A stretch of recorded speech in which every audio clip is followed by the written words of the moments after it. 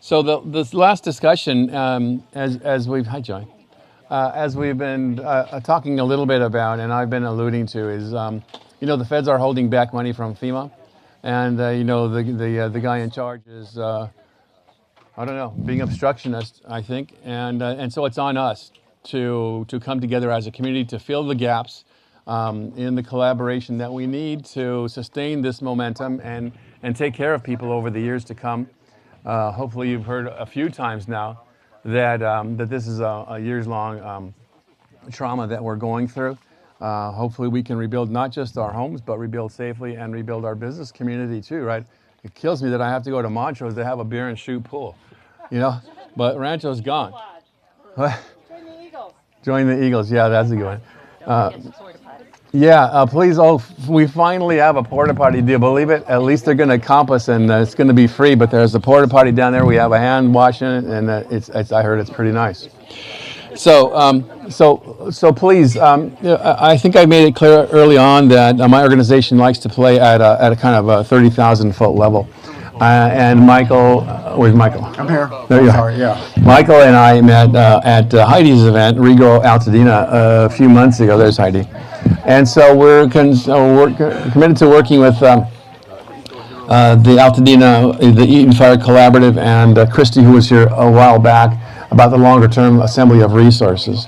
So if that's your thing, we love to work with you. We have our work cut out for us to assemble both funds to move forward, as well as take care of the mental wellness of our folks here, rebuild the business community, work with the county. The county was here, a couple of, I think 2 or 3 representatives, so they're here. They want to work with us. We're still here, Jeffrey's here. So thanks very much if you want to take care of that. I met Michael, as I mentioned, with Heidi. I love that he has the big picture. He's assembled resources for distressed communities in the past. I think we have a lot to learn, and you can ask your panelists to introduce themselves. Thanks. Okay. Thanks very much. All right, thank you. Thank you for having me. It's an honor to be here.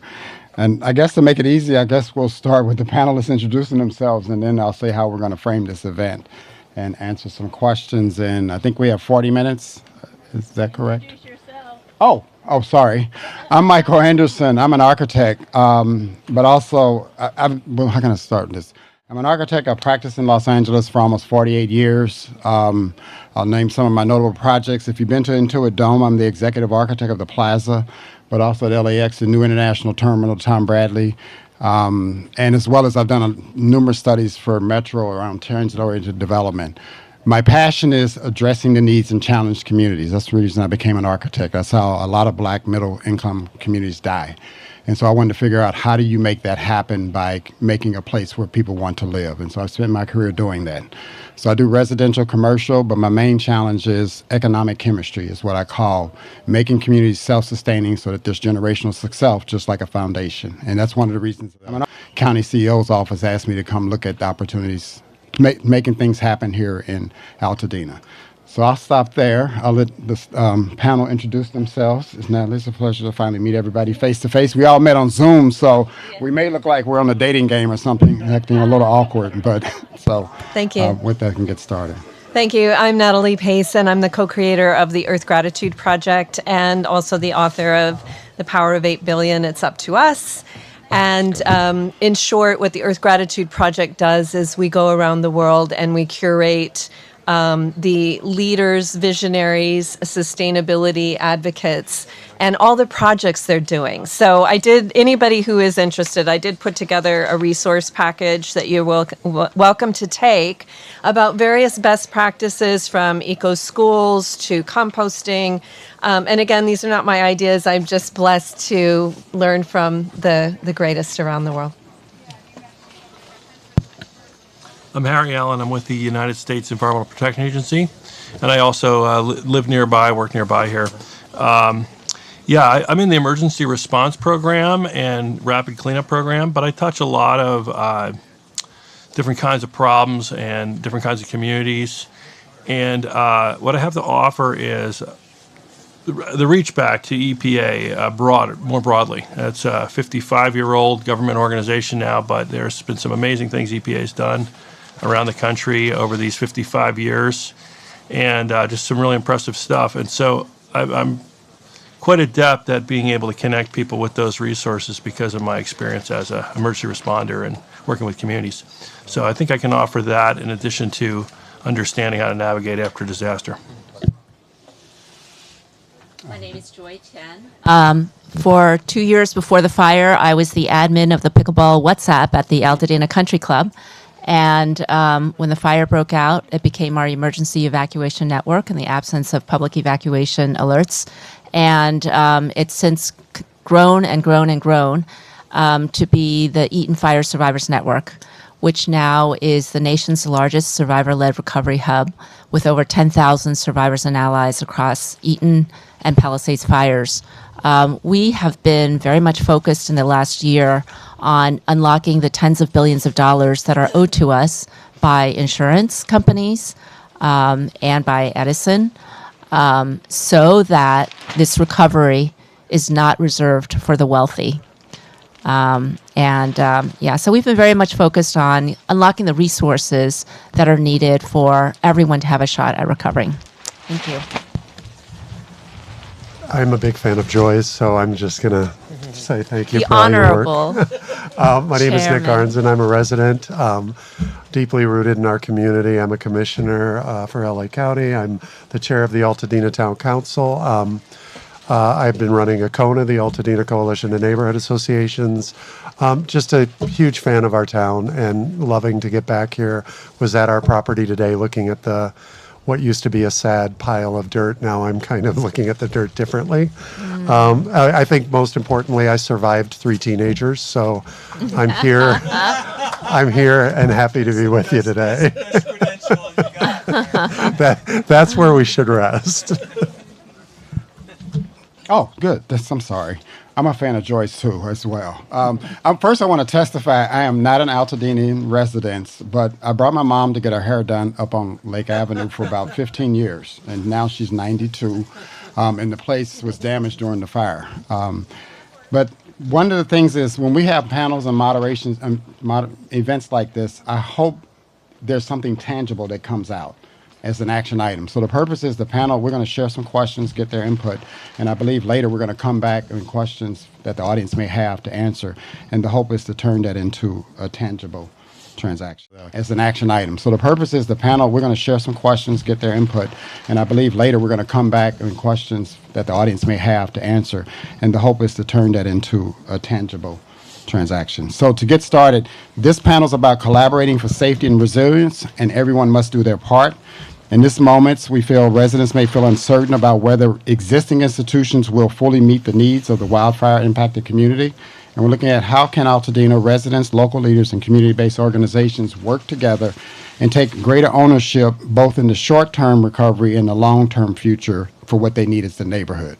And yeah, as I said, what drives me is trying to make the deals happen now that start bringing people back to the community and then move forward. The desired outcome is to have a tangible plan of how Altadena's residents and community partners can take an active role and shape both the immediate recovery process. And from that, in this moment, to gather strategies, because there are small strategies, medium strategies, and large strategies, and each of those nurture the success of rebuilding the entire community. One of the things that often gets lost is sometimes people think we want to rebuild back as it was.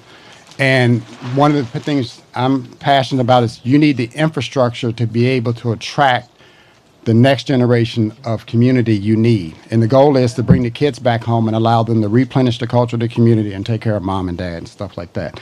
So with that, we're going to start with these panel questions. Natalie, I like your number, 8 billion.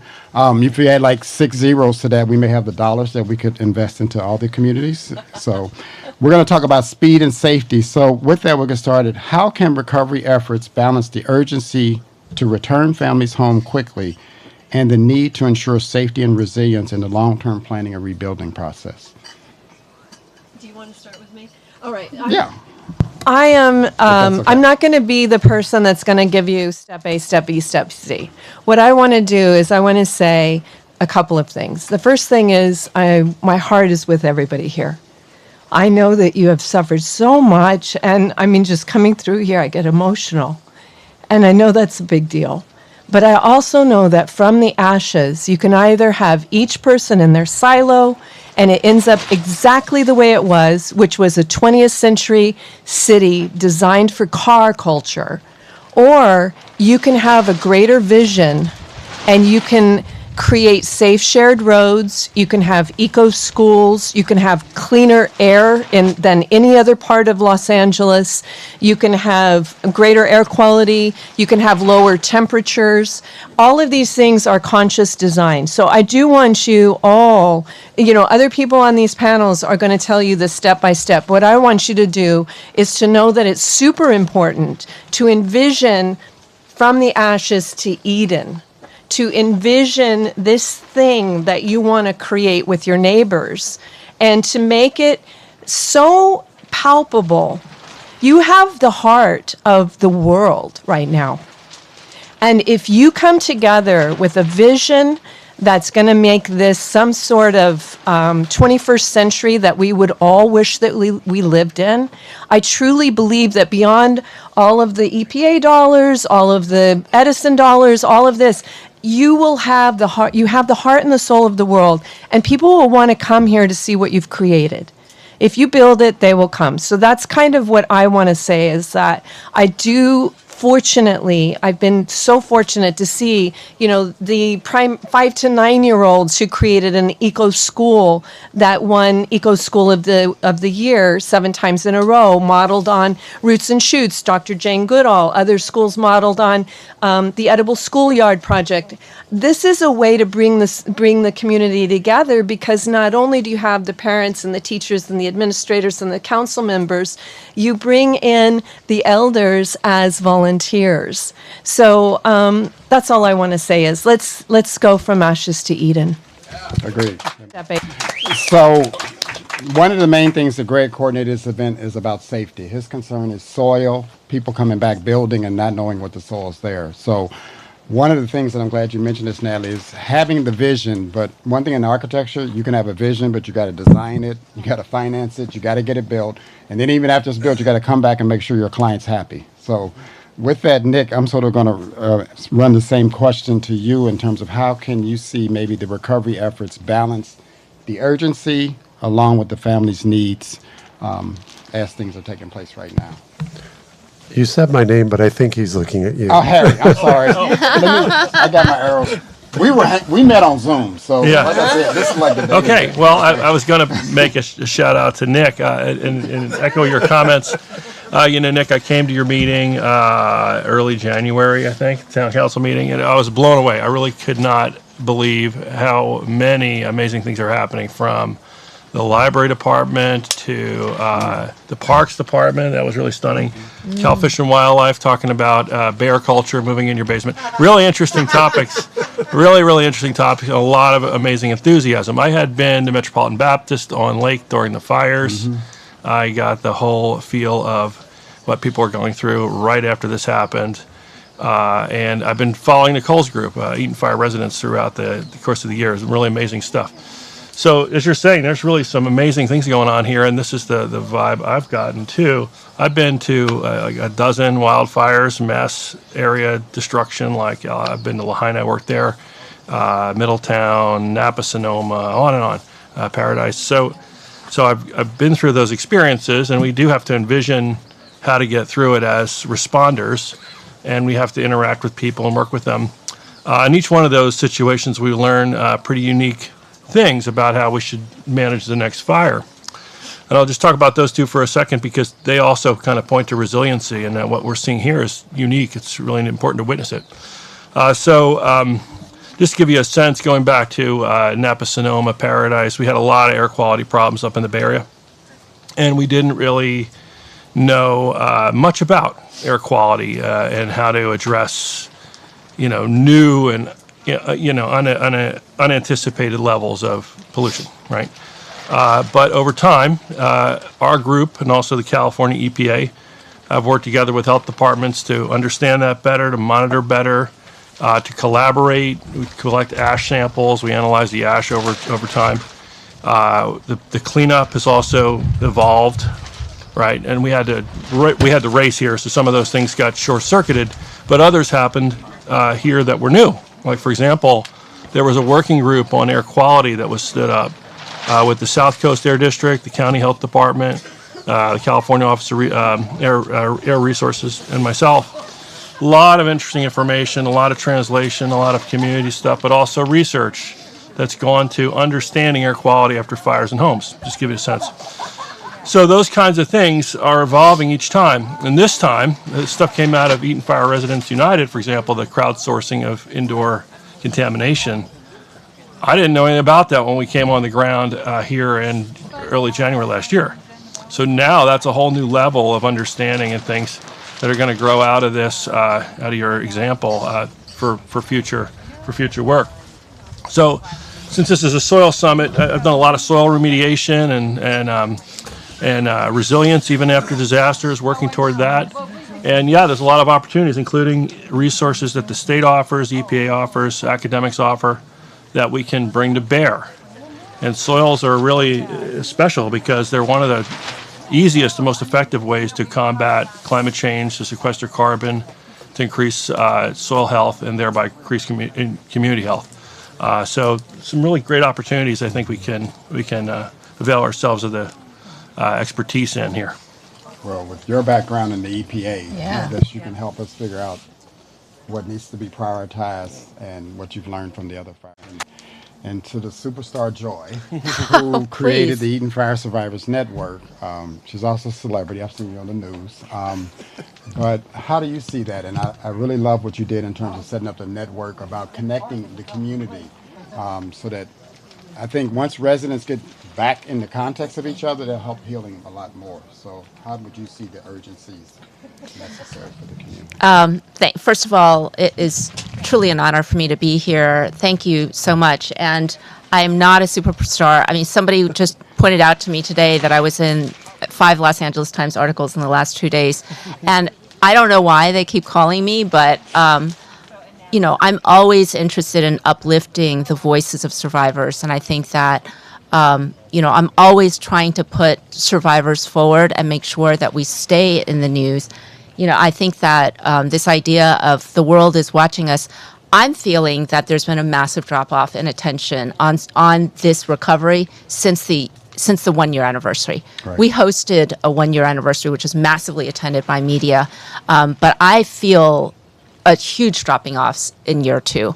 And so I do think it is important. I ask everyone who's willing to speak up on behalf of our community to join our Survivor Media Corps, which is on our website at efsurvivors.net. You can just put in, there's a tiny form, you put in what you're willing to speak about. We tend to go back to the same survivors over and over again because we don't have enough people willing to step forward. I think everyone here might be willing to be an advocate for the community, so please join our Survivor Media Corps. This guy is our community leader, and it is amazing what's happened, what is going on all across the board in our community that he is leading.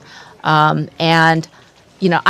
don't really want to talk because I want to learn from, I want to be in that Eden.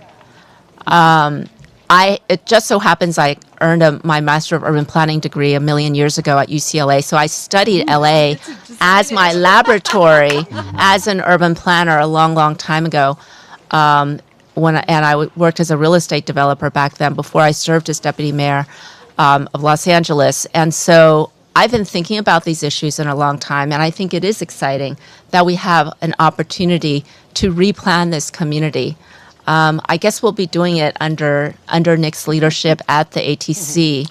And I think that, the soils, that's incredible that you've been through these issues because the soils have been ignored until now. And so I think it's really exciting that Greg had the vision to put this summit together. I guess the one small contribution that I and Eaton Fire Survivors Network has been making is, number one, we're looking to uplift voices and to keep this recovery in the media.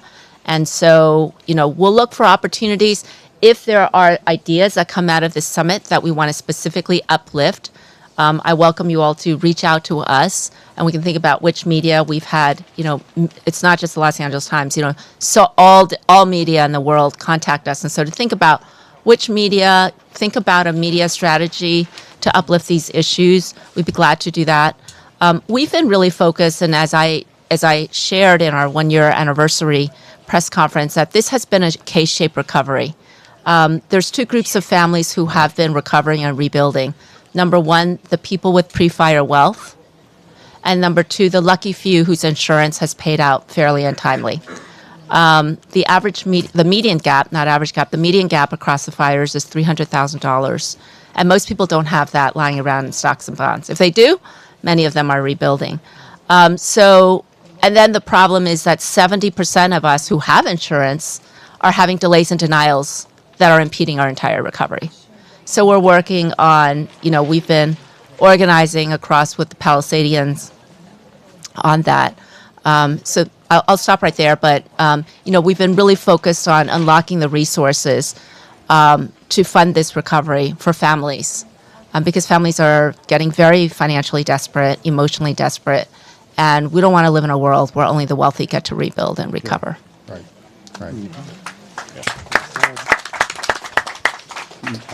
All right. Go ahead. Okay, I'll dive in. That's very kind of you all. I'll start with Natalie. Yeah, I do think, while I agree with Joy, we're not necessarily in the limelight now. I do think their heart is with us, and if we continue to find ways to tell our story and amplify our stories, that's the trick, is to make sure we're still getting out there. And I too, am asked to interview a lot, and I think with that comes a responsibility of making sure we're at spaces like this, and that we're educating ourselves, and that we're getting our numbers right before the interviews. Mm-hmm. It's a lot of work, but it's work well taken in. I recognize it as a responsibility to speak up for the town. I always avoid the questions where it's personal, and I try to focus on the stories I've taken in. Harry, when we first met, I think I was pointing out what's already happening on the ground. I love that your group was surprised, and my biggest question was, how do we involve ourselves with the work that's already done?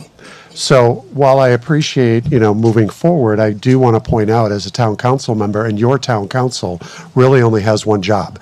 That's to send information back and forth. We give you information from county of what they're doing, and we amplify your voice, your concerns, your needs, where the gaps are. That's it. I just sit in a spot. While I'm definitely privy to get into spaces that I wouldn't have normally got into, I'm recognizing I need, again, to educate myself to walk into those spaces. And part of that education is finding out what's going on already, what you're doing. We have a really intelligent, like-minded town. We have a really diverse town. Altadenans are nothing if not opinionated. And those opinions means that they educate themselves.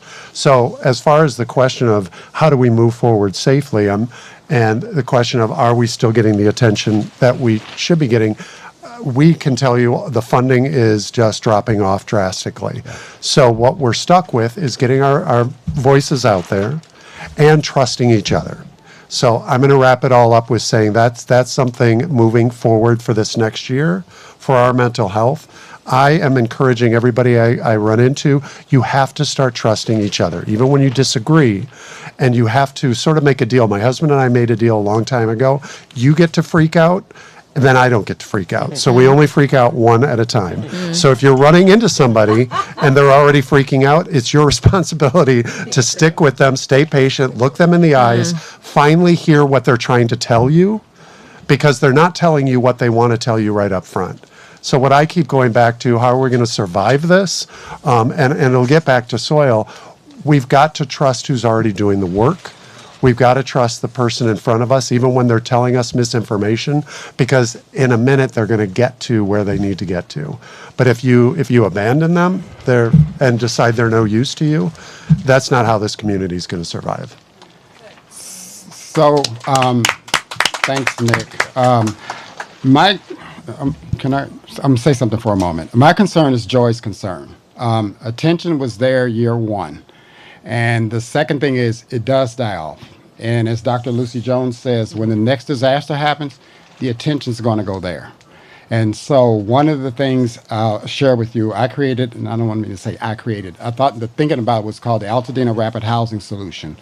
It's a plan to how do you repopulate the community fast, and what's interim housing that allows people to get on their land for two purposes. One, to be at a place where they can see neighbor to neighbor and talk about this, but you also create a concentration of knowledge where people can talk about what the experience of building is, because they bought homes that were already built.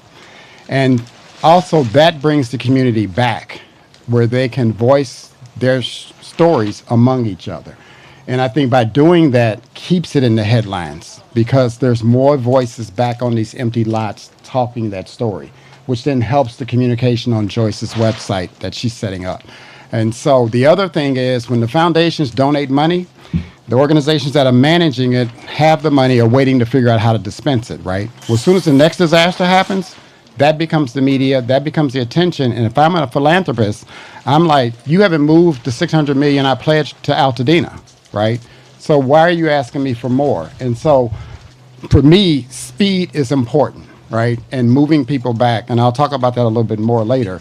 But that's my greatest concern, because learning what you were saying, Harry, about the other fires, that's what takes long for those communities to get rebuilt. And McKinsey and Company just did a report with lessons learned from that. And it's really what Joy and Nic and everybody's saying here. When everybody's together, having that communication, you start to figure out the systems that are working. You start to figure out what you sort of prioritize. And I'll kind of close with this on this subject, that it's kind of like program management. LAX was my client for 16 years, right? I saw how they went from $8 billion to $30 billion modernization program, right? Altadena's got that same mechanism that needs to happen, because the successes with the homes getting rebuilt, your infrastructure is 90 years old. That's going to have an impact with how the houses get developed, okay? But I'll stop there. And that's my greatest concern. And then also, there's going to be a change in leadership, right? Because Catherine Barger's term's up. When that happens, every political leader goes through a 9 to 12 month learning what's going on and befriending the community. And then what that does is that creates a delay. So there are solutions for that. And I'm mentioning this just to put these things in your mind, because these are the big level things that impact the survivability of any community. All right. And you're so right about the K structure. So with that, I'll get started. I hope I wasn't too emotional about that. One of the key things that you talked about, and this is where we align utility resources. Southern California Edison has said, yeah, we did it, and we're going to do this much. And so it's looking at how do we combine the government services, the utility services. What strategies proven most effective in aligning utility service providers, government agencies, to ensure the communities receive the infrastructure and the support needed for safe and resilient communities? One of the things I can say about Barger's office they did when they started addressing the permitting processes and recognizing that that's going to have an impact, and how those fees started to get waived. I will say also, I was sort of instrumental in helping them set up the infrastructure finance district, because I knew that's important to have that plan in place to attract capital, that then you could leverage Southern California Edison's commitment into a deal to help modernize the infrastructure. Sources exist. How do you all see, and I'll start with Nic, how do you see, wait a minute, yes, Nic. Sorry. I'm bad with names. I forgot my boss's name. Believe me, I forgot my boss's name one time.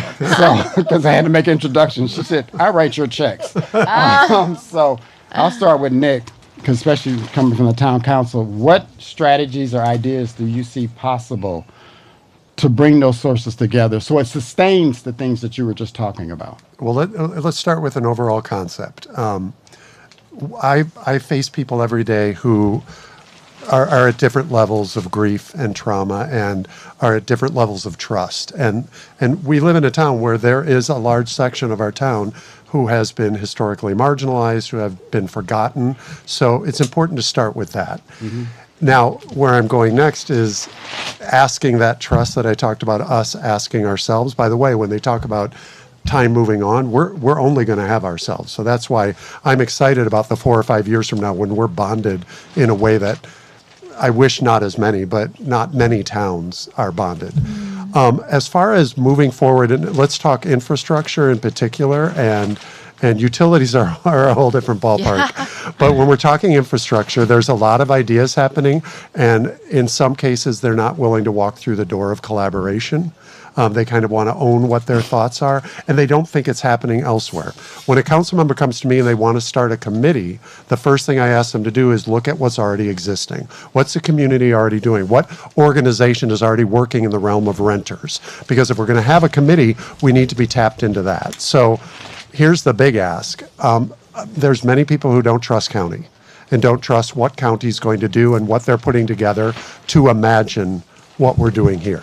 I have my questions too.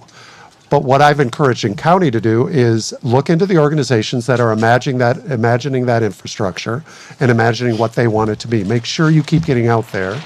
And then what I'm asking residents to do is not throw out an organization or work that's already done.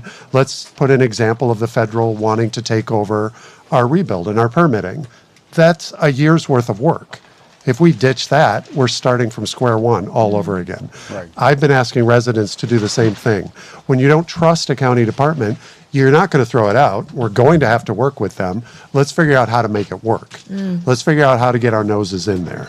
And in the end, and this is where I'll wrap it up, is it's communication. The town council needs better communication because our job is to get the residents aware of what county's doing, but we are a completely volunteer organization and we don't have a budget. So we're reliant on making sure we have the streams that already exist in Altadena, on Facebook, on newsletters, on listservs.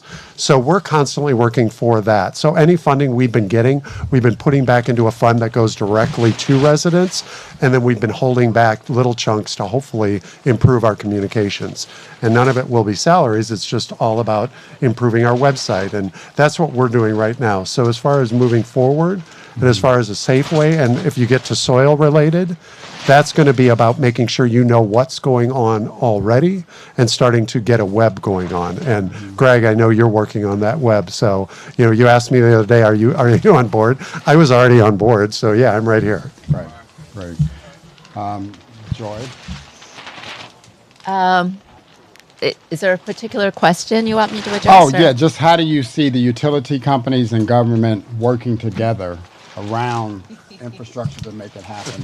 Well, Should be asking. utility companies we've been working extensively on, and government. I guess coming at this again from a financial standpoint, there is something that everyone needs to be aware of right now underway called the SB 254 study.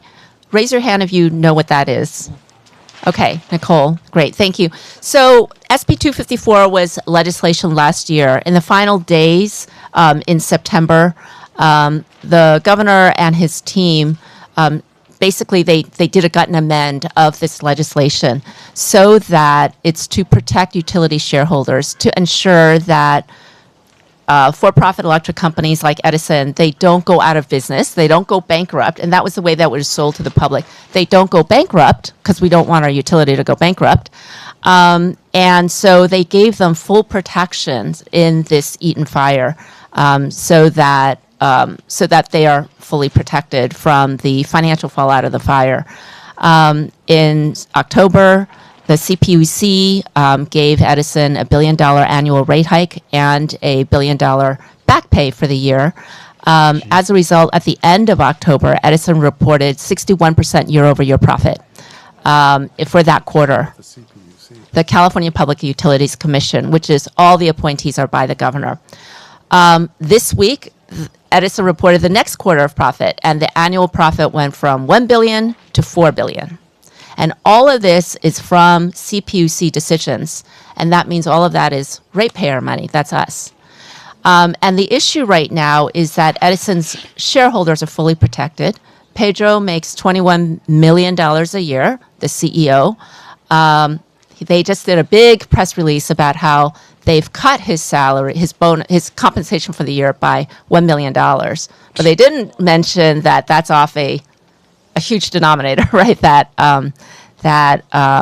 He's still taking home $20 million. And the biggest problem, I think, here is that while utility shareholders that cause catastrophic fires are fully protected, the actual survivors of those fires are not protected. Mm-hmm. And so there's a revisiting of the SB 254 study underway right now.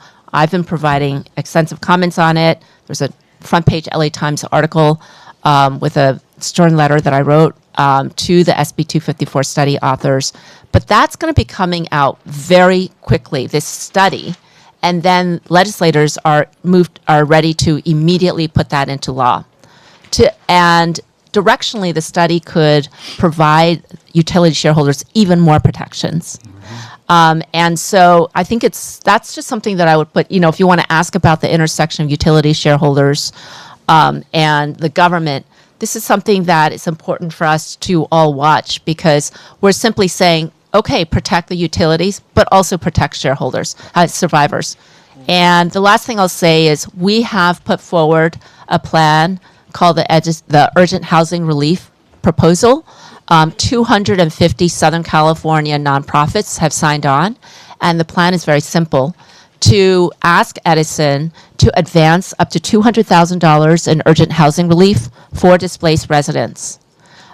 They will be fully reimbursed by the Wildfire Fund. It's not asking them to contribute $1 more. It's simply saying, front urgent relief now and be reimbursed later. Every other for-profit electric company in California that has caused catastrophic fires has done this. That's PG&E and SDG&E. Only Edison refuses to do that. So yesterday, you might have seen in the paper today, Black leaders of Altadena went to protest Edison's Black History Month celebration, telling them, don't celebrate Black people while you're turning us homeless by refusing us urgent housing relief. So right now, there's many other issues between the utilities and government, but I guess this is the one that I would flag right now. The question of, it's a public policy question, and I've been in public policy a long time, which is, okay, we do want to make sure that the utility does not go bankrupt, but also let's also protect the survivors of catastrophic fires of California. So thank you. Joy touched on something to me that's powerful to make this success here happen faster. And the thing is, it comes down, everything happens around deals and transactions. And one of the things that I've always focused on is, how do you write the right financial deal? And how do you do it where it's mutually beneficial? So what the information she just shared almost empowers, as you did a Altadena modernization strategy, to demand more financial solutions from Southern California Edisons. Because you're already protected at the state level, the shareholders, right? They know what the revenues are going to be. Well, you can use that projected revenue demand to start working deals that take priority down here, such as you said, the $200,000 per family. I will share, we're actually converting one single family house into a home with 2 ADUs for the mom. Her 2 sons are going to live in it. Her oldest son just had a grandbaby. The mom's a midwife, so she delivered a baby. They're going to get the 2-bedroom, it was the 3-bedroom, 2-bedroom unit in the back, and the younger son's going to get the 500 unit. And the thing that I like about that is, one of the things is, since we're landlocked in LA, is creating generational wealth on the sites. And I had to pay for my mom's house and live with my grandmother. It wasn't comfortable. I would have loved to have an ADU at that time for my home place in the backyard, right? But that's the process of life that you can re-nurture the community. The other thing is, now that family has 3 household incomes on one lot. And they're all, so that becomes an economic thing of how you do what Nic was talking about, the historically marginalized communities, because you raise that lot, let's say it's a retired person that's $50,000 a year on Social Security paid for the house. When you get the 2 kids living there that may make $100,000 a year, the wife makes $100,000, you put like $200,000 to $250,000 on that lot. The importance of that is, that's how communities are looked at for investment, average household income. So you kind of use Edison's situation with the $200,000 to start to work out those deals. But going to what Natalie said, once you create that vision, then you start figuring out how to make those financial performance work. And then, Nic, what I'm saying, that starts to help the town council bring the people's concerns together, and you're putting it into some sort of financial model that starts to identify which projects do we do first. And money follows money. You just want to continue to nurture, like a garden, each flower to grow successfully. And that's the family on the lot, and then it's the commercial corridors, right? One of the things, basically knowing this, is I've been wanting the utility companies to invest into water recycling facilities in Altadena, because you have a flood canal right here that you can collect water. Santa Monica has 3 water recycling facilities. The first one got paid for majority by the state, was $96 million. It recycles 1 million gallons a day, has an underground storage tank at 1.5 million that could be used for fire disasters. And I share this with you because that was in 2024. So now you could get a 2 million gallon facility that could reduce the need to import water into Altadena while you grow the families living on the lots. So it's these type of solutions that are there. It's how do we make them happen in the sequence that keeps the money coming in, and that helps keep the attention on Altadena as well. So I'm sorry to digress, but I will throw these things out because often I've seen communities die because not knowing what deals to do, right? So do you want to share on that?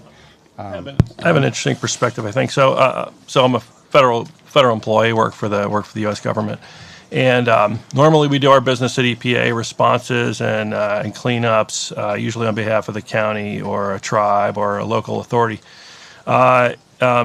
When we have a FEMA disaster, FEMA pays us to do that response work, right? But interestingly, a lot of things are affected in a disaster, not just the hazmat, and so we're often tasked by FEMA to do other things that are related to EPA's mission. So such as we fund water infrastructure and wastewater infrastructure. That's where the source of that money, U.S.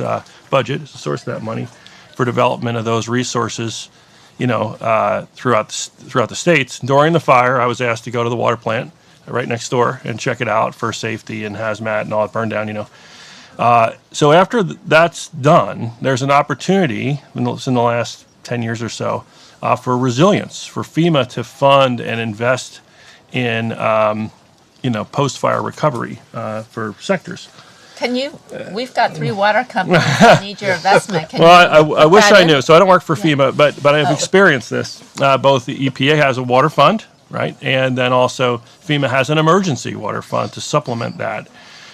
So we're seeing, for example, in Lahaina, the whole place burned down. I was just also happening in Coffee Park.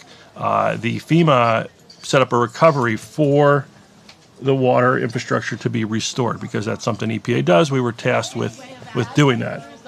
So in this case, I understand some of these recovery pieces haven't been funded as robustly as they have, for example, in Lahaina. Yeah. And our recovery coordinator, we met her during the Lahaina fire and hired her from Maui.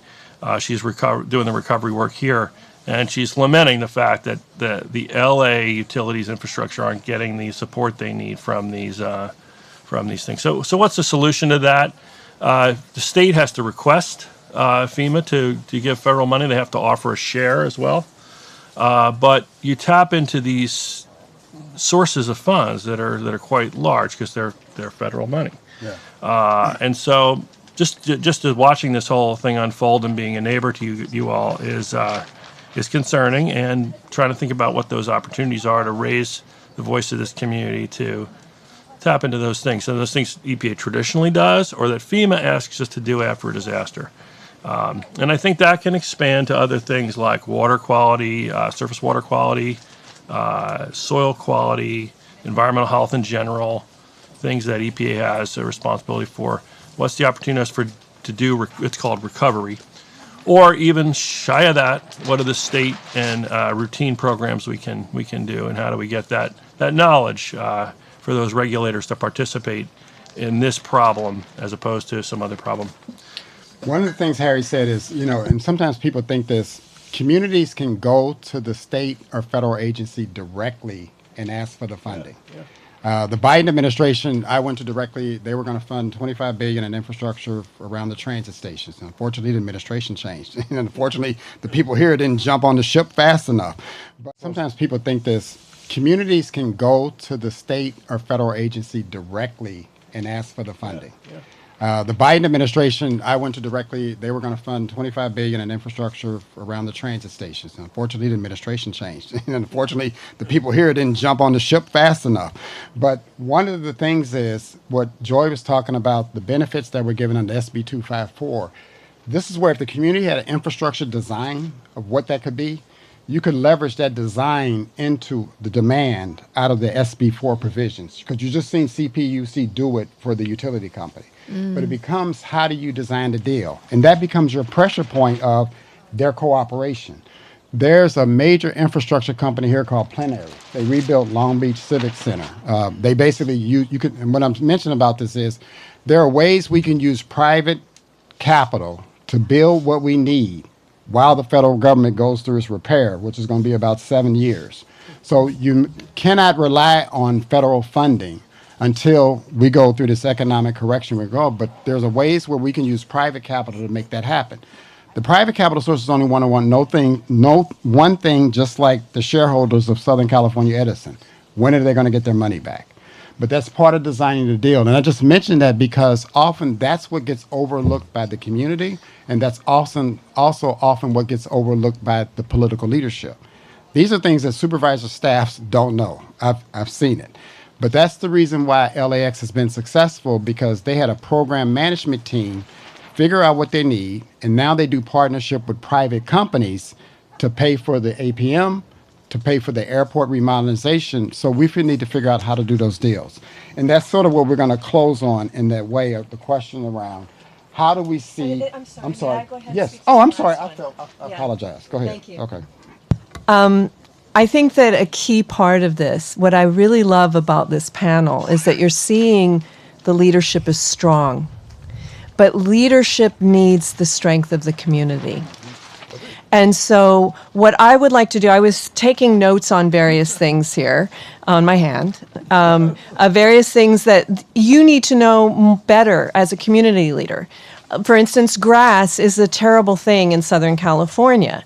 If you have native plants, that actually helps to heal the soil, that helps to retain water. So part of what you can do to empower your leaders, who are very strong and very motivated to serve you well, is to become part of the solution as well. Right. So I want to give you some keys. I've passed these resources out to various people. Also, I was telling you about that eco school in Poundbury.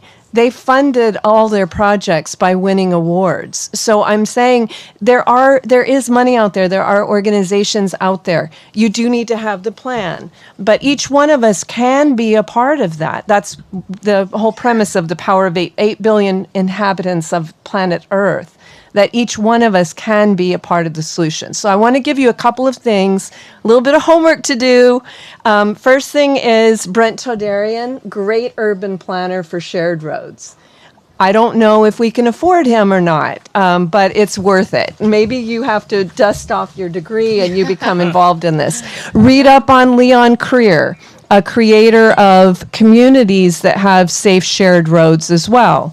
Pilot programs. I'm a resident of Santa Monica. When I first was going to Santa Monica College quite a while ago, no safe roads. I rode my bike on the sidewalk and got tickets all the time for doing so because it was not safe to ride on the road. So I know that pilot programs are the key because residents don't want to share car drivers don't want to share the roads. But if you say, oh, well, let's just try it in a pilot program, then they get used to it and that becomes a way to do things. So a lot of the things where you're trying to push something forward, think about those ways that you can massage it through. Residents none of us want to get out of our comfort zone. We just want everything to be the same way it was, but yet we want somehow the world to be magically different, right? So we're going to have to take these steps. Soil, I want you to check into the Wastewater Gardener by Mark Nelson, as well as Regenerative Landscaping by Eric Olson. Please read up on that. The resources are listed here as well, so that you, in your own little plot of land, can be part of the larger community, drawing down CO2, fire resilience, water retention. All of these things can be happening in your own little plot of the area as well. And that becomes... As you do this, and as these are the conversations that you have with your neighbors, that floats up to these great leaders who find the money to do it on the bigger scale that you need it to be done. So I would just say that even though we need them as fired up and as informed and as plugged in as they need you as well. Well, Natalie, that was going to be the third question, but so that was going to be the third question. But I was really going to start out with the main purpose Greg's kind of made this event. Before bringing residents is to know where the soil is safe and where the soil is not safe, right? And that can be something that happens where it can be done for the entire fire affected area to find out which soils have higher contaminants and which have least. And then there are all sorts of type of solutions, from using compost, natural things to like mitigate it, and know when you're going to build a slab that contains those contaminants, but you want to know what levels they are. So part of that, I mentioned that, is because all the things that we've talked about has to be coordinated, just like a conductor coordinates a big orchestra, like a big ass orchestra, right? So you know who needs to perform when and where to make this beautiful event. And that is going to take some community-based organization. And I want to just put out there the thought of running what's called a joint powers authority, where you have the community's participation, but you also need the professional resources you need to make it successful. And that becomes educational to the community through this participation. The thing about the joint powers authorities is it survives elections, right? And so basically it becomes your leadership on all the aspects we need to rebuild the community. And this is a lot of aspects that need to happen simultaneously. And the last thing I'll put out there, one of the things I like to do is find out where contracts exist so communities don't have to go through some RFP process. There's a huge contracts with Public Works with a major engineering company that does community change and program management, right? When we met with Public Works, they were like, we don't have no money. And I'm like, but you got a contract and it's been appropriated. And Altadena needs a program manager or somebody to absorb all these different musicians ready to perform and make the solutions happen right now. And so I'm just going to put that out there. So this was coming up was, how do you see, and you kind of already answered it, but the last question was going to be, how can community-based partnerships work together to create a path forward for residents to navigate uncertainty in this situation? And Joyce put out some deal points for me that could play a role in this. And so that's the company. Since you started, do you want to feel like you already answered, or do you want to do it again? Me? Oh. No, I'm going to let Joy go. Natalie. Let's let Joy go first. Oh, okay. I just had 2 quick points, though. Yeah. Okay, and it's just nothing. It's just part of the whole soil idea, right? Like in the past panel, someone was saying, I have a bunch of weeds in my garden. Plants can be a huge part of drawing out the toxins. So again, I would check out that regenerative landscaping thing and learn a little bit more about that, because as you were saying so importantly, you don't want to just put a new foundation on top of a toxic soil, right? So just learn a little bit more about that. Thank you. Joy. I'll just say that for anyone who is interested in keeping up with the Eaton Fire Survivors Network and everything we're doing, and SB 254 study, and all the things that we need to do to make sure that survivors are protected, please sign up for our free newsletter. It's at efsurvivors.net. I write a weekly newsletter, and it'll keep you up to date on all of that. EF as in Eaton Fire. Or you can just Google it. It's efsurvivors.net. And I think that the answer of how we collaborate and how we do all this is, well, you're welcome to, but we're like a community of survivors. I think that the umbrella where all this should happen is That's all you. I know what you're saying. Altadena Town Council? the Altadena Town Council. I like that idea. Yeah. I'll let Harry finish up, and I'll let you have the big ending. So formulate it now. But I'll spin off of that. I was sitting here thinking, the folks to our left, to Joy and my left, are at a little disadvantage because we know what's going on already. And the good news is what they've mentioned and suggested is already going on. There are 2 entities, one in the nonprofit world and one in the county world, CCAR and Eaton Fire Collaborative.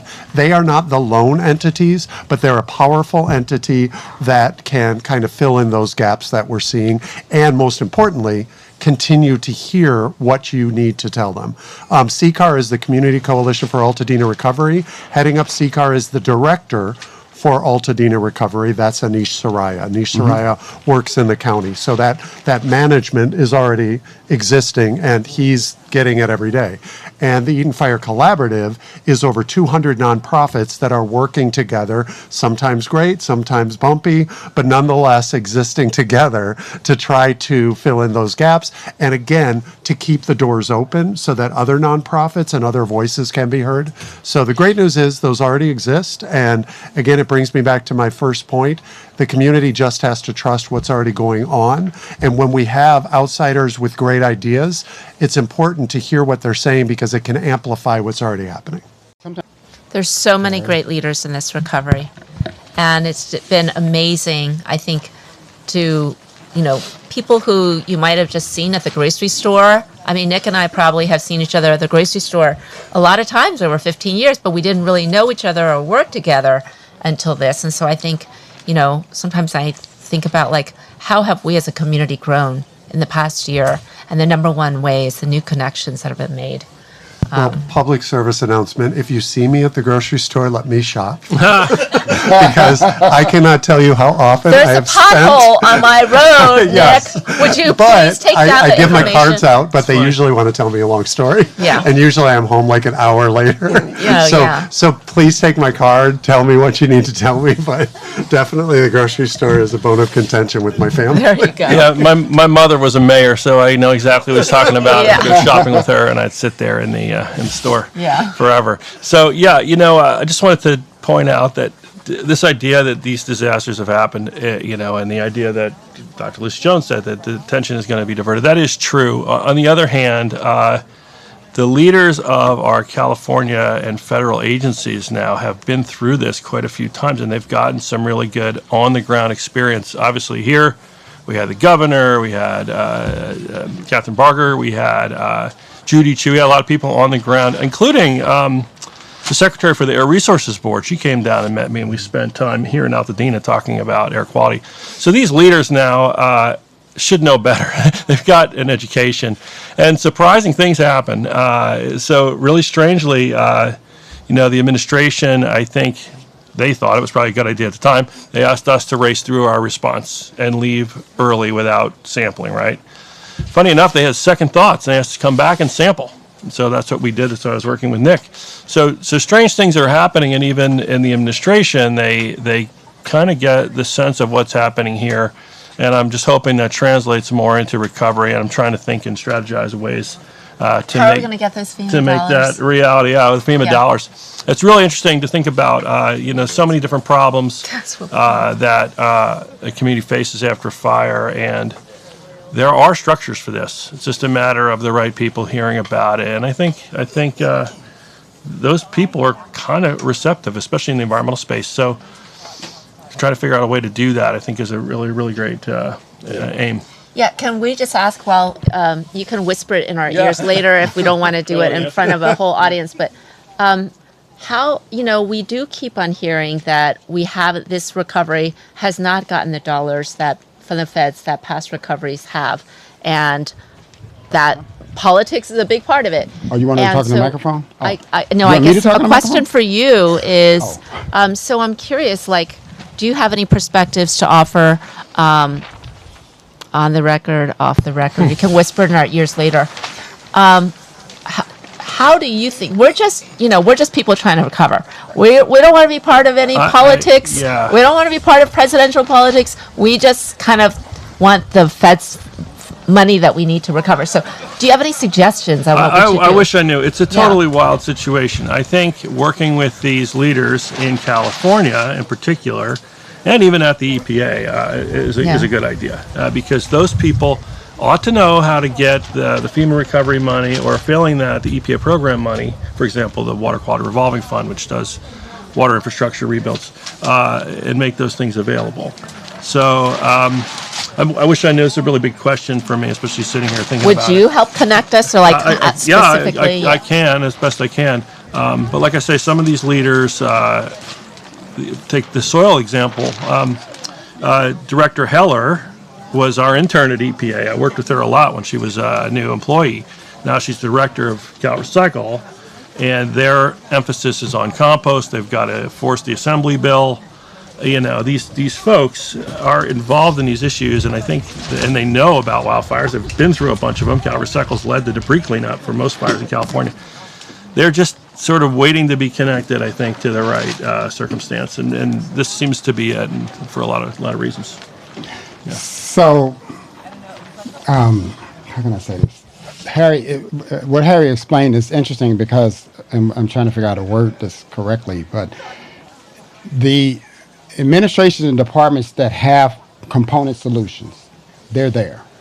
Yeah. But the work and the capitalization of making that happen is what's difficult. And that dictates success. And that's what I don't want to get lost. The recovery, if you design and drive it as an economic driver, then the money starts to come the way that you need it. Right. And I want people to be alert to this. Federal funds they're not going to coexist in California for at least the next 2.5 years, right? And after that, because this administration is anti-California, unless you write a check to the president. But and I'm saying that to keep it real, because as we said, we're in our first year of diminished attention. That accelerates, just like anything that's not getting attention. It's like nurturing a field. If you're nurturing it, the plants grow fast. And I've seen it. I'm 67 years old. I've seen it happen all over the country. And I've lived through Malibu fires and Malibu floods. And this Altadena creates an opportunity to do something correctly that then becomes a replicable model for not only when this happens again, but how you make corrections to past mistakes. And I don't want that. I want your hope to become a tangible business plan. Yeah. Because when it becomes a tangible business plan, capital sources step up. But you have the power to dictate how they participate. And we have the energy here. This is a $20 billion plus project, rebuilding Altadena. And you have to know that number to be able to understand the magnitude of capital you have. And you just said, Southern California Edison just worked out basically to its benefit a $4 billion plus deal. So you have an insight in that you can make that leverage that. And the reason why I want to emphasize this is because that's what political leadership often is not able to design. Yeah. They hope it happens, but we need it to happen. There's no if about it. We need the capital sources to happen, and it can be done. That's one of the things I want you to know. Otherwise, the K formula is the one that directs where the money. And I'll share this with you, and I'm not trying to just scare the shit out of you, but it's true. Blackstone and big corporations are sitting on the side because they know historically communities don't succeed. I don't want that to happen here, and it doesn't have to happen here. You are in the right place at the right time to make it happen. So I'll stop there. Maybe I'll just end on one note, which is that if we are all isolated and alone and exhausted, then this recovery will not go forward. The only way this will go forward is if we work together as survivors. And in our first year at EFSN, we've unlocked over $100 million in delayed insurance payouts directly to families. So that's been a huge milestone by gathering evidence of misconduct, bringing it to the public, bringing it to lawmakers, and forcing those payouts.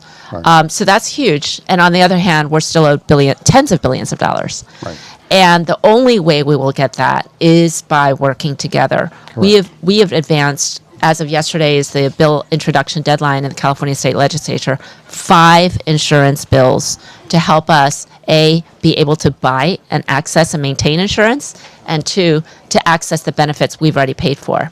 But these are bills and ideas that the industry has always fought to keep from getting into law. And the industry is already attacking these bills.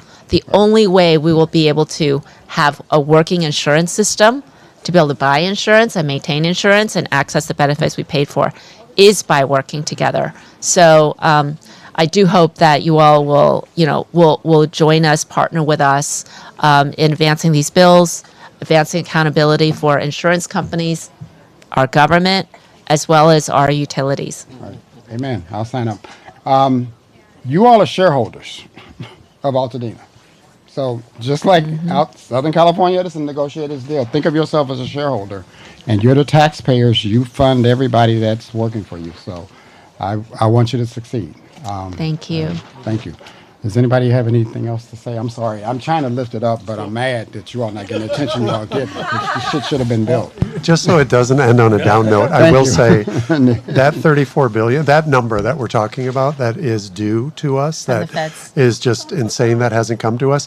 Harry probably knows this too. There are new creative ways that are avoiding the pissing contest that's going on, and that puts us in an interesting position where never before has a community been able to dictate where each of it went. Before, it was just a chunk that went, and others would dictate for us. So as we pull away at it, we're pulling it away with groups like Joy's that pulls it in different segments. So I'm hopeful that it'll keep coming. I don't think it'll be the 2 years. I think we're going to start seeing some of it. In federal? How? Yeah, well, Tell us. the past month it's been discussed, without going into detail, about how we can get it without going through the obvious state. the channel Right. that gives other certain people a sense of look governor. what I made happen. Governor Newsom. So getting past their pissing contest, we're hoping that we can get it, and I'm confident we're going to be getting it. Smaller chunks, but very designated chunks. Yay, I'm very our confident. leader. Great job. I didn't do it, No, but you're part of it. but I'll take the ownership. You're part of it. Oh, great. Yeah. So I think we're going to take a break. Is that what you said? Oh, we're going straight to Q&A. Okay. Anybody got questions? I'm going to get my sweatshirt because I'm getting. We would talk about different ways to create capital for this situation. Has there been any thought about? Carbon credits are one thing that's out there that the voluntary market is not really getting bought up like everyone thought it was going to be. So there's a ton of carbon credits just tucked away. I've got access to like 1.1 billion at this point. How do we potentially use that to create some leverage to bring in, some capital here? So maybe just some thoughts, because I'm definitely thinking about that and going to have some conversations about that. So just to put that out there, have anybody thought about that? I'm not an expert on carbon credits. I'm not either, but the Dutch use it very well. So. Yeah, the reason the Dutch do it very well is the shared roads. Obviously, one of the biggest carbon credit companies is Tesla, right? So They sell that's it all to what Harley Davidson. They sell their credits to Harley Davidson. Yeah. So what I would just say is that maybe, definitely look into it, but that's what you basically have to show is that you're going to create maybe a zero carbon community or shared roads. It's going to be that sort of thing of how you, maybe you're going to have soil retention that's drawing down CO2, that you have trees that are, it does require scientific proof of it. But yeah, that sounds like a really good idea. Do you have in your collective people that are writing grants and doing all this already? No, with would all love these to. nonprofits. We would love to, yeah. Who So are applying for grants for this stuff, you mean? Yeah, you do have so many nonprofits here. So Yeah. maybe that's it, is finding the nonprofit that can help with that. Okay, yeah. On carbon- definitely carbon credits. Organize that. It could be a good way for it to be applied. If you had your financial performance, your capital stack for rebuilding Altadena, that's where you stick in your carbon credit as a dollar amount. Because what you're trying to do is, I want people to always think you have to attract capital. So in your capital stack, just like when you're building a building or a multifamily housing project, you want to position your vision and then the financial performance to make the vision, which includes utilities, infrastructure. You can include things. Heidi's here from Bay Studio with her solar lights. They should be all out in the community, right? But that becomes a part of your capital stack. And then you lobby and get your carbon credits to go in there. Now you have $1 billion match, right? That you start to help people that want to invest into clean infrastructure to direct, okay, we need $2 billion in infrastructure, let's say, in Altadena. Then now you got $1 billion carbon match. That's how you start getting your private capital sources, because you're lobbying for funds, right? And so I'm glad you brought that up, because it's this type of That's a line item. That's an right. It's a line item, right? And then the beautiful thing about that is you're not only is it a carbon credit, one of the goals is to make this a better environment, right? When it's built, right? And be off the grid or either off fossil fuels. So that becomes one of the items in your line item, as Natalie said, in the financial performance. And that helps us move forward. And that becomes tangible. I know you are not really like mayoral, but do you have a city manager? Natalie, she wants you talking tonight. Because we're an incorporated. The question is, do we have a city manager? And I think most people probably here know this. We're unincorporated, which means we don't have a centralized government. Right. The town council is essentially an advisory board for Catherine Barger, completely volunteer. So if there were a mayor, it would be her. If there were a deputy mayor, it'd be me. So it's interesting, because I think that that's the cool thing. I love what you said also, that maybe if you get the money in chunks. When I was doing some work with Santa Monica schools to bring in money, what ended up happening is that the money would go to the contractor, and sometimes they would be putting in really bad ideas, bad old technology, because they got the money and that was their bailiwick. So I think it would be really cool if you can rope in somebody Palisades has, under Rick Caruso, they have Well, yeah, I mean, Steadfast of Rick Caruso, that's his, like, thing. nonprofit, but that's not, We kind of just. Palisades is a district in the city of Los Angeles. Yeah, but I'm saying if you can find somebody who is more into the capital markets language structure, who can start doing this sort of thing. I mean, it's a big ass job, but there are people that specialize in it, and there are some people that are recently retired. I know somebody who might be interested, so let's connect. I know somebody. And you would be an excellent. So they're actually Altadena's in a great position being unincorporated, right? Because I heard some people, you want to become a city after you get your investments, right? Then that's when you take full control. It's a phased strategy. It's kind of, I watched West Hollywood become a city, right? Unincorporated area. West Hollywood is one of the most walkable communities, very forward thinking, right? And so, and I've watched Los Angeles go from 44 cities to 88. I've seen which ones' balance sheets look good.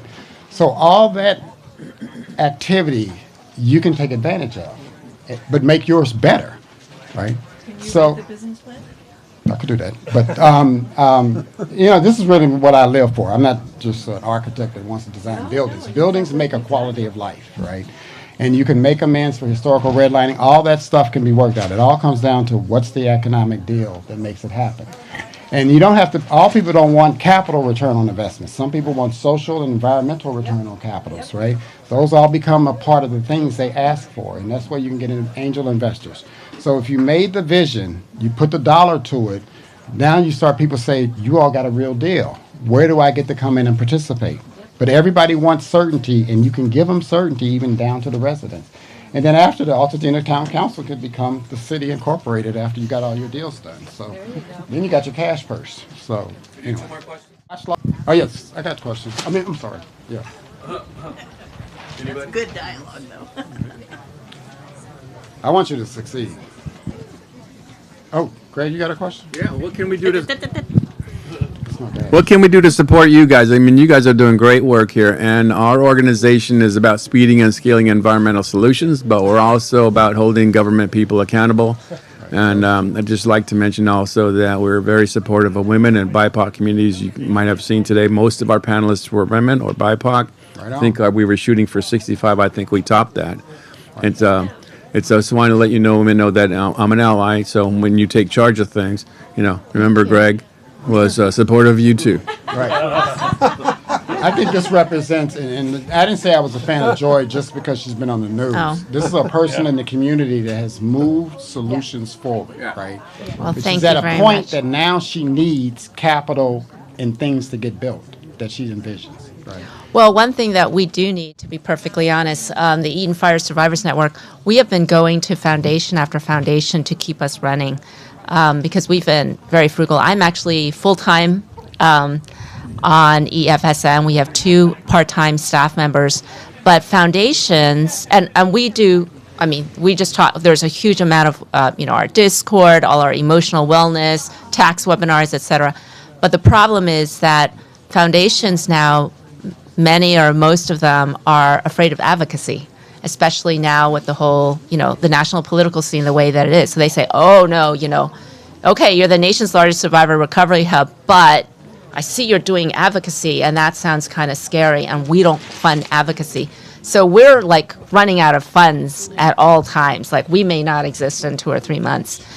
And so the thing about advocacy and the thing about this recovery is, I would just say everything we do is nonpartisan.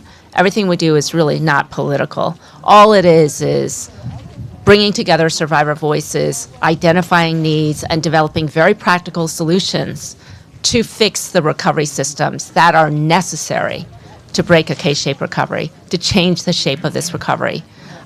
It's fully nonpartisan, and it's about building survivor leadership. And the biggest risk to this recovery is not advocacy, it's lack of advocacy.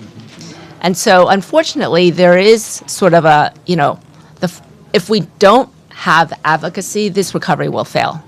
Because there's tens of billions owed by the federal government, there's tens of billions dollars owed by insurance, there's tens of billions dollars owed by Edison, and philanthropy operates in the hundreds of millions. So if we're just depending on philanthropy to fund everything, and they are afraid of advocacy, then this K-shaped recovery will harden. Right. Every $1 invested in EFSN has resulted in over $1,000 directly unlocked into survivor pockets from insurance companies. We need those kinds of catalytic solutions, but they only happen through advocacy. So, just because EFSN is us, it's our survivor community, just wanted to let you guys be aware of that. If you're interested in donating money, you can do it through our website. We're fiscally sponsored nonprofit by Habitat for Humanity of Greater Los Angeles. If you know of funders, donors, donor advised funds, foundations who are not afraid of advocacy, we'd be very grateful for a connection. And that's what, enjoy what you said. That's one of the reasons why it would empower her and the community and the town council to rapidly repopulate in interim housing and other forms, because that's when all of a sudden politicians are like, shit, the voters are back, right? And it also becomes a way they start talking. So it's not just Joy talking. And that's what I mean by when you do this, there's a people behavior that also drives the capital investments and things and the political action. You see, now the vulnerability is nobody's home, right? And your voices are not heard. You had the attention and like that, but we want to repopulate. So anyway, I better wrap it up. Oh, you got a question or am I? Yes. Oh, okay. At our last Green Economy Unconference that we run about once a year, we'll have another one October or November this year. We convened a panel discussion on conscious investors, people who want to invest in people, planet, and profit. We're reconvening that group as part of the LA Climate Week, so that'll be April 8th through 15th, something like that. So we are trying to get investors who are from the BIPOC community, who support women, who believe in eco stuff, to form an investor club to attract people who will fund efforts like what you're talking about, Joy, and also our stuff, right? Great. And so we want to make that happen. So please join us. Great. Please come to that conference, all of you guys. Okay, I'll be glad. Thank you. A quick follow-up question. I'm not, okay. Hi. You were talking about advocacy and how the philanthropists don't like the advocacy. What is advocacy or partisan about asking to help wildfire survivors? I don't understand why. I don't understand why it's a bad word. Yeah, philanthropy, traditional philanthropy is like you give an organization $1 and they give 90 cents, directly to people's pockets. What we're doing is different. The money that we unlock into people's pockets is not the 90 cents on that dollar. It's $1,000 from the insurance companies. And the only way we do that is by lifting up survivor voices, coordinating survivors, uncovering misconduct, bringing that evidence to the public.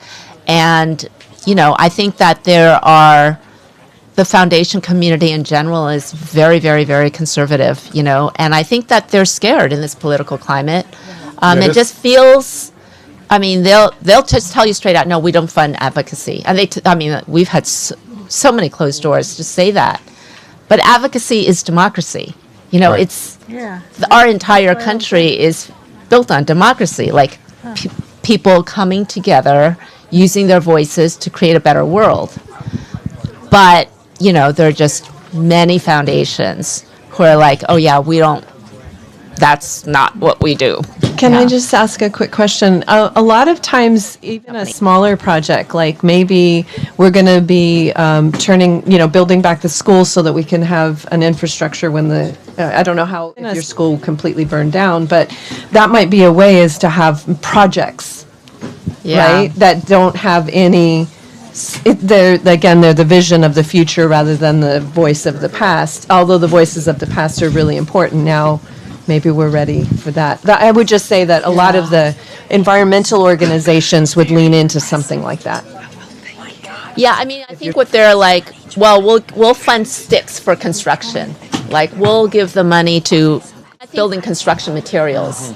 We'll to build a house. Yeah. We'll build 3 houses rather than, we're going to invest in survivor coordination. Right. Yeah. Well, there is The way that there they is one tend to organization, and it's more a couple of them that help to fund at least like community gardens, student gardens.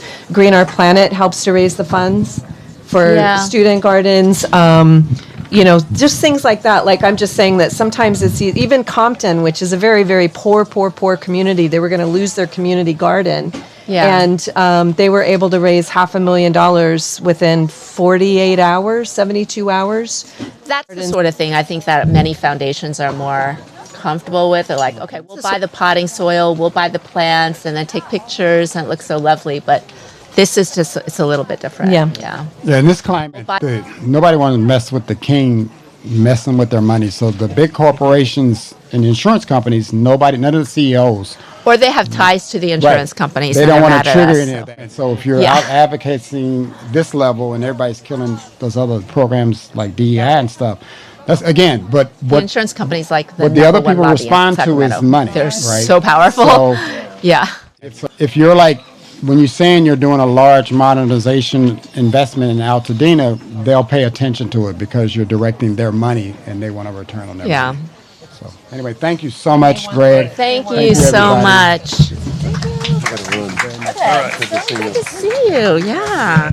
All right. That was very interesting. Absolutely. Thanks. Let me just say that we were scrambling here when we started, and I was remiss in not thanking some folks. I want to thank our sponsors. Day one, the Altadena Farmers Market, Climate Facts, Base Studio, Altadena Green, Raban Developers, Blue Sky Biochar, and I'm sure I'm missing some. But let me, Green Tech and some more folks. Our partners as well, Michael DiMartino's here from Earthstock Enterprises, the Earth Rights Institute, 301 Organics, and the Eaton Fire Residents Union, and so many other groups. And Lisa Ziegel, I don't know if you've seen her or not, but man, she's been around for 5 years helping to run this, and she does it for free because she just has a big heart. Chianti's around here somewhere also helped us a lot. Ray Magnuson stood up. I haven't talked to her in 2 years. I said, I need your help, and she said, I'm there. And then our staff, Nikki Faldemolai, and Jay Mendez is also right there. Thank you, Jay. Couldn't do it without these guys, especially these days. So we are working to transform our lives, right? All of us here need to up our games to overcome climate challenges. And Community 3.0 is developing a master class to do that. My background is in delivering transformational opportunities, including physical challenge courses and master classes and like that, masterminds. We need to do that. Please plug in with us to do that. I mentioned already the Conscious Investors meeting that we're having as part of LA Climate Week. We're also going to be showing, hopefully, the film All the Walls Came Down. Andy Timona wrote a documentary about the Eaton fire. And then I think that's all we're doing. The Green Economy Unconference, our yearly event, is going to happen again in October or November. So if you like what you got here, come and help us, and we'll do it even bigger and better in October or November. Thank you very much. We're supportive of BIPOC and women communities because they're going to take over in the Sophia century. They're going to be the leaders, and we want to support that. Thanks very much for coming today.